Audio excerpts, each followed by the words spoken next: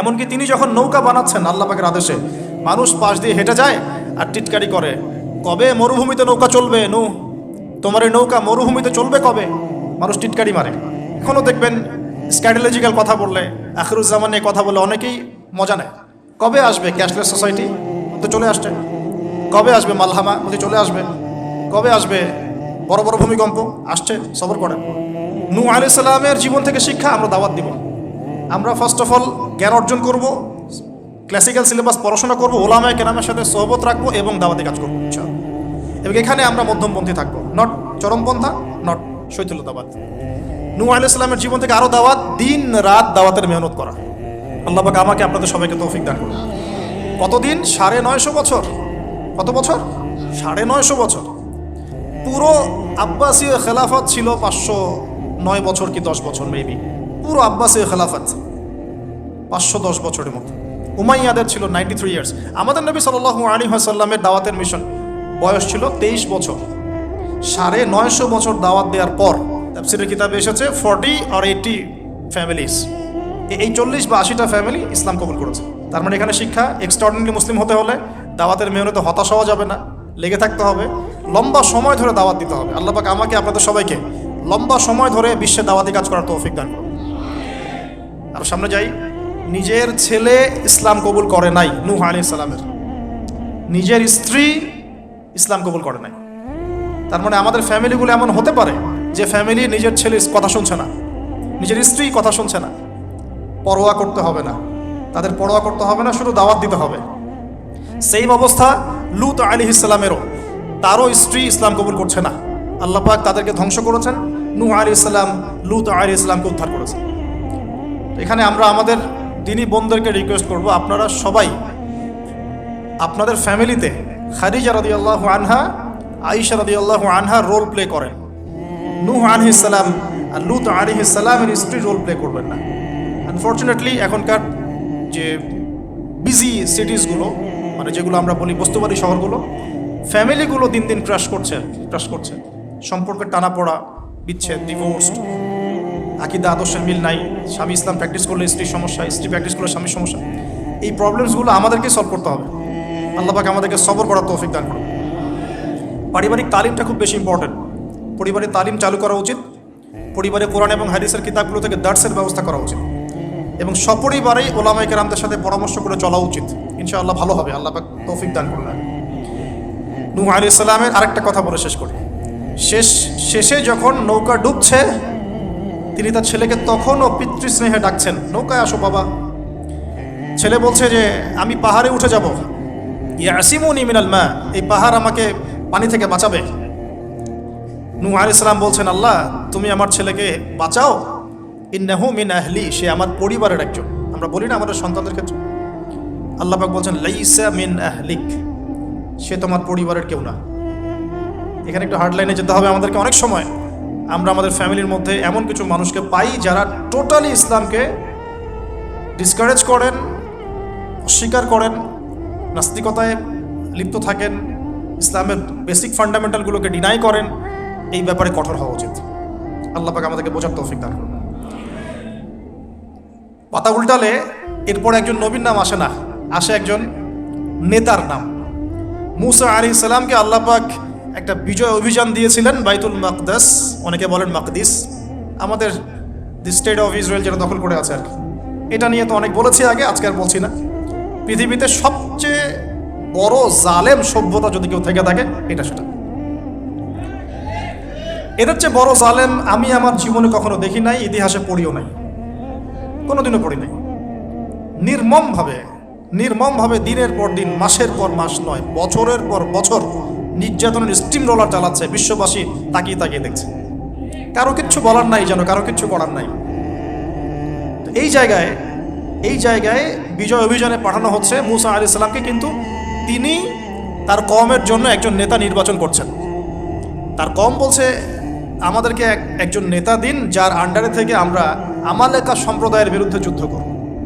এখন মূসা আলাইহিস সালাম বলছেন, আল্লাহ পাক যদি কোনো নেতা দেন, তোমরা যদি আবার পালানো শুরু করো। কারণ বনু ইসরায়েল সম্পর্কে তার খুব মারাত্মক কিছু অভিজ্ঞতা আছে। ফেরাউনের কবল থেকে মুক্তি পাওয়ার পরে বাছুর পূজা শুরু করেছে। তোমরা তো এই আদেশ আসলে পিছনে পালানো শুরু করবা। তারা বলল, না আমরা পালাবো না, আমরা অবশ্যই সামনে অগ্রসর হব। কেন পালাবো? আমাদের জান মাল দিয়ে আমরা প্রয়োজনে ফাইট করব এবং আমরা আমাদের স্ত্রী সন্তানদেরকে রক্ষা করব, আমাদের বাড়িঘর তারা লুটপাট করছে, আমরা ওদেরকে প্রতিহত করব। অনেক কথা বলেছে, সূরা বাকারাতেই পাবেন আপনি ইনশাআল্লাহ। তো আল্লাহ রাব্বুল আলামিন একজন ব্যক্তিকে সেখানে নেতৃত্ব দিলেন, তার নাম তালুত। কি নাম ভাইয়া? তালুত। এবং তালুতের আন্ডারে যুদ্ধ করছেন একজন ছোট বলছি কারণ তখন তার বয়স 12 থেকে 14 বছর। তিনি পরবর্তীতে নবী হয়েছেন, তার নাম দাউদ আলাইহিস সালাম। এই তালুত সম্পর্কে কি নসিহত, কেন এক্সট্রাঅর্ডিনারি মুসলিম হওয়ার সাথে কি সম্পর্ক? কোরআনের পাতা উল্টালে তালুত সম্পর্কে দুটো কথা পাওয়া যায়। বনু ইসরাইল বলছেন যে তালুত নেতৃত্বের যোগ্য নয়, তার তো সম্পদ নাই, তার তো খ্যাতি নাই। আমরা তো এটাই বলি, নেতৃত্ব কখন আসে? খ্যাতি আছে আপনার, আপনি নেতা হওয়ার যোগ্য, সম্পদ আছে, আপনি নেতা হওয়ার যোগ্য। আমাদের থটসটা এরকম, এটা বনু ইসরাইলের ইহুদিদের থটস, ঠিক আছে? কিন্তু আল্লাহ পাক বলছেন, সূরা বাকারাতে আছে যে আল্লাহ রাব্বুল আলামিন তাকে দিয়েছেন বাসতাতাউ ফিল জিসমি ওয়াল ইলম। তালুতকে আমি নেতৃত্ব দিয়েছি কারণ তালুতকে আমি আল্লাহ দুটো নেয়ামত দিয়েছি। এক হচ্ছে শারীরিক ফিজিক্যাল শক্তি এবং সুস্থতা এবং জ্ঞানের প্রজ্ঞার পারদর্শিতা। তাহলে নেতৃত্বের দুটো গুণ পেলাম, প্রজ্ঞা, জ্ঞান এবং শারীরিক সুস্থতা, শক্তি। এক্সট্রাঅর্ডিনারি মুসলিম হতে হলে আমাদের সবাইকে সুস্থ থাকতে হবে, ফিজিক্যালি স্ট্রং থাকতে হবে। এটার জন্য এখনকার লাইফস্টাইল ত্যাগ করতে হবে। You have to change your food habits and lifestyle. এখন এটা নিয়ে আমিও বেশি কথা বলছি কারণ আমি নিজেও ট্রাই করছি। বিশ্বাস করেন, আপনাদেরকে আমি ফখর করে বলছি না। এক একটা স্টেডিয়াম আমরা যখন ছোট 20 বছর বয়স, 20 থেকে 25 10 রাউন্ড আমাদেরকে আগে দিতে হতো, 10 রাউন্ড। এখন 3, হাইয়েস্ট 4। তাহলে ওই তালুতের ওই স্ট্রেংথ কিন্তু আমার কাছে এখন নাই। তার মানে আমার কাছে এখন নেতৃত্বের যোগ্যতাই নাই। তাহলে আমাদের এমপি মন্ত্রীদের কি হবে? বাংলাদেশের কথা বলছি। তাহলে কি হবে? কেউ হুইল চেয়ারে, কেউ জ্বর হলে সিঙ্গাপুরে, কেউ ওইখানে অপারেশন, কেউ ওইখানে। ফিজিক্যালি ফিট কয়জন আছেন? আমি কিন্তু তাদের সাথে খুব মজা করে কথা বলি। তাদের সাথে আমার ভালো সম্পর্ক। ভালো সম্পর্ক মানে ফ্রেন্ডলি সম্পর্ক, মানে নাসিহাত করি, নাসিহাত। এক ভাই বলছিলেন, ওনাদের একজন বড় কর্মকর্তা, দোয়া করেন আমার জন্য একটু খাস করে সেজদায়, যে ঠিক আছে আমি আপনার জন্য দোয়া করব, আল্লাহ পাক আপনাকে তাগুতের বিধান থেকে বের করে নিয়ে আসুন। ঠিক আছে? তো যাই হোক, আল্লাহ তাদেরকে হেদায়েত করুন, দোয়া করি আমরা, আল্লাহ হেদায়েত করুন। এখন আমাদেরকে এক্সট্রাঅর্ডিনারি মুসলিম হতে হলে অবশ্যই ফিজিক্যালি ফিট থাকতে হবে। তালুতকে আল্লাহ পাক ফিটনেস দিয়েছেন। আর ফিটনেস কীভাবে আমরা রক্ষা করবো আমরা বুঝবো। এটা খাবার দাবার, ঘুমানো, স্পেশালি ঘুমানো, ঘুম থেকে ওঠা, ফজরের পরের জগিং, প্রয়োজনে জিম এবং ফুড হ্যাবিট চেঞ্জ করা। রাসূল সাল্লাল্লাহু আলাইহি ওয়াসাল্লামের প্রফেটিক লাইফস্টাইল ফলো করলে ইনশাআল্লাহ আমরা সুস্থ থাকবো। আল্লাহ পাক আমাদের সবাইকে, আমি সহ আপনাদের সবাইকে আল্লাহ পাক সুস্থতার নিয়ামত দান করুন এবং আল্লাহ পাক আমাদের সবাইকে দীর্ঘ নেক হায়াত দারাজ করুন। এই হায়াতকে আল্লাহর দ্বীনের জন্য ব্যয় করার তৌফিক দান। আরেকটা হচ্ছে ইলম। আবারও জ্ঞানের কথা আসলো। তালুতকে আমি জ্ঞান দিয়েছি। ইউতাল হিকমা, আল্লাহ পাক বলছেন যে ওয়ামা ইউতাল হিকমাতা ফাকাদ উতিয়া খায়রান কাসীরা। যাকে প্রজ্ঞা দেয়া হয়েছে তাকে প্রচুর প্রচুর প্রচুর কল্যাণ দেওয়া হয়েছে। সুবহানাল্লাহ। পাতা উল্টাই সামনে যাই। এক্সট্রাঅর্ডিনারি মুসলিম ছিলেন আরেকজন, তার নাম হচ্ছেন দাউদ আলাইহিস সালাম, যিনি তালুতের বাহিনীতে যুদ্ধ করছেন। আমালেকা সম্প্রদায়ের মধ্যে অনেক বিশাল দেহি কিছু মানুষ ছিলেন। তার মধ্যে একজনের নাম জালুত। ওই জালুত নাকি একাই 100 জনের সাথে লড়াই করতে পারত। তো তালুত যখন নদী পার হচ্ছে তখন বলেছিল যে কেউ পানি খাবে না, শুধুমাত্র 1 ঢোক পানি খেতে পারবে। যে ব্যক্তি পানি খাবে ফালাইসা মিন্নি, সে আমার কিন্তু অন্তর্ভুক্ত হতে পারবে না। তাফসিরে আসছে মাত্র 313 জন সৈন্য পানি না খেয়ে থাকতে পেরেছে। ওই যে বদরে 313 জন, ঠিক তালুতের যুদ্ধেও 313 জন। এটা অনেকে জানে না, বদর যুদ্ধ হয়েছে 313 জন সাহাবী, তালুতের সাথেও ছিল মাত্র 313 জন। আর এদিকে আমালেকা সম্প্রদায়ের বিশাল বাহিনী। এখন আমালেকা সম্প্রদায়ের মধ্যে এক যোদ্ধা আছে, তার নাম জালুত, যে একাই 100 জনের সাথে লড়াই করতে পারে। আল্লাহ রাব্বুল আলামিন তার সাথে মোবারাজার জন্য দাউদ আলাইহিস সালামকে আদেশ করছেন। দাউদ আলাইহিস সালামের বয়স তখন 14 বছর। বলা হচ্ছে তাফসীরের কিতাবে, দাউদ আলাইহিস সালাম দূর থেকে একটা গুলতি বলি আমরা, বাটুল গুলতি টাইপের, এগুলো নিক্ষেপ করে এটা সরাসরি তার এই দুই চোখের মাঝখানে গিয়ে লাগিয়েতেই তার ইন্তেকাল হয়ে গেছে, মৃত্যু হয়ে গেছে। জালুত শেষ। এটা দেখে আমালিকা সম্প্রদায় পিছনে পালানো শুরু করেছে। 313 জন নিয়ে এই মুসা আলাইহিস সালামের নেতৃত্বে, তালুতের নেতৃত্বে এই বাহিনী বাইতুল মাকদিস বিজয় করেছে। এই বাইতুল মাকদিসের হিস্ট্রি অনেক অনেক প্রাচীন। এরা তো এখানকার নতুন আবর্জনা, এরা এখানকার নতুন নব্য আবর্জনা, কারণ এর হিস্ট্রি অনেক লম্বা, অনেক লম্বা। এর হিস্ট্রি এত লম্বা যেটা নিয়ে একটা কিতাবই লেখা যায়, যে জেরুজালেমের হিস্ট্রি, ইতিহাস পড়ে দেখো। তো যাই হোক, এখন দাউদ আলাইহিস সালাম থেকে আমাদের কি শিক্ষা আছে একটু দেখি। এক্সট্রাঅর্ডিনারি মুসলিম হতে হলে কি করতে হবে? দাউদ আলাইহিস সালাম সম্পর্কে আল্লাহ রাব্বুল আলামিন দুটো কথা বলেছেন।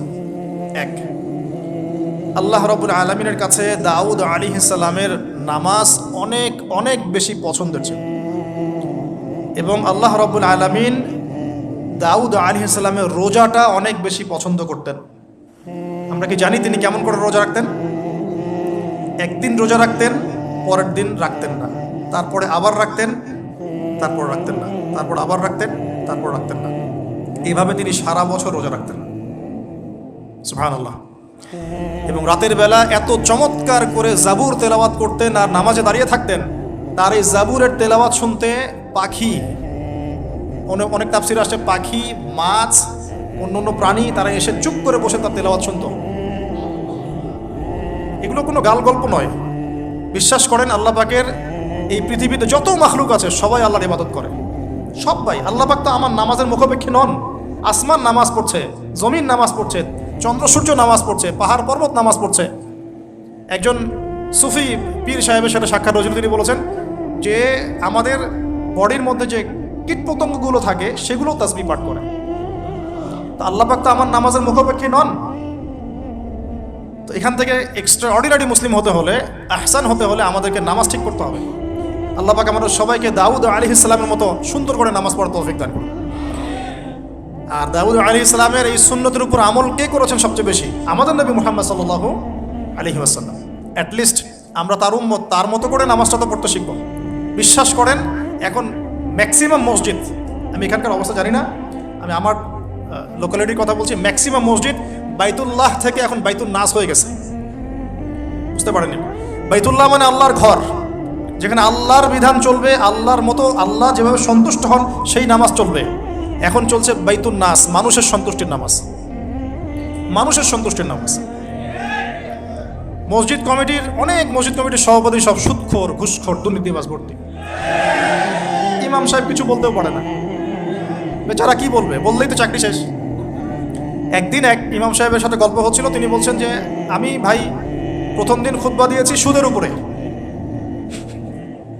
প্রথম দিন খুতবা দিয়েছি সুদের উপরে, তারপরে আমাকে সুন্দর করে রিমান্ডে নিয়ে নিল আর কি কমিটি, তারপরে তওবার উপরে আমি আলোচনা করেছি, তওবার উপরে আলোচনা। এগুলো কিন্তু বাস্তবতা। বাইতুল নাস হয়ে গেছে মসজিদগুলো এখন।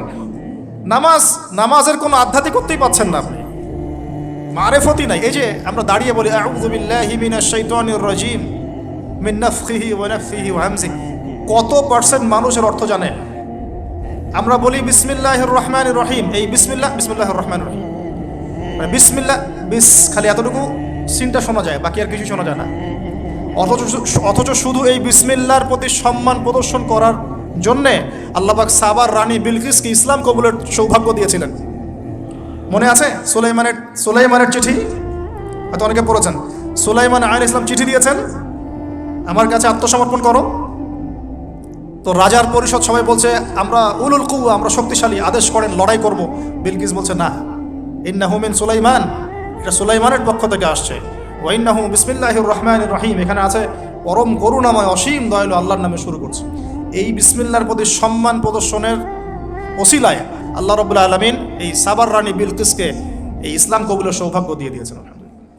বিসমিল্লাহ ঠিক নাই তেলাওয়াতে, কোরআন তেলাওয়াত ঠিক নাই নামাজের মধ্যে, এক একটা হরফের উচ্চারণ কোথায় কি হচ্ছে কি বুঝতেই পারছি না আমরা। আলহামদুলিল্লাহ রাব্বিল আলামিন কি পড়লো আল্লাহই ভালো জানে। এটা কি মন্ত্র নাকি? আলহামদুলিল্লাহি রাব্বিল আলামিন একটা অনুভূতি আছে, একটা অর্থ আছে। সমস্ত প্রশংসা এই জগৎ সমূহের রব আল্লাহর জন্য। আর রহমানির রহিম, যিনি পরম করুণাময় অসীম দয়ালু, একটা ফিলিংস আছে। মালিকি ইয়াউমিদ্দিন, যিনি বিচার দিনের মালিক। ইয়াকা না'বুদু, আমরা শুধু তোমার ইবাদত করি, ওয়া ইয়াকা নাস্তাঈন, শুধু তোমার কাছেই সাহায্য চাই।